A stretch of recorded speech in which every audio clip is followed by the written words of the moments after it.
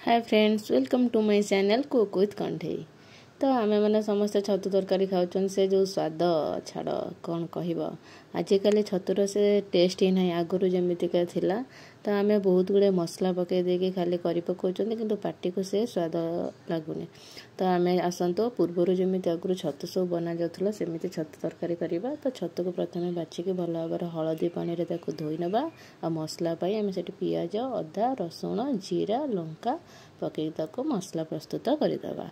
एवं छतु को जो चिपुड़ी की रखिदेवा से छतु को प्रथमे आमे भाजीदेवा भलसे। छतुर बहुत पानी बाहरी थाए तो आपण ताको भल भाव भाजीदेवे। तो छतु भाजी हलदी लुण पकईदेवे।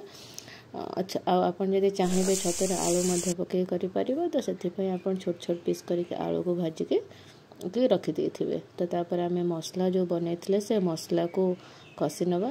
तो मसला को कषला बेले आप टमाटो पकई पारे ना एमे खट्टा देवा ना से टमाटो न पकेले भी चलो। तो मसला कषि सारापर जो आलू भाजी रखी ताको पकईदेवा।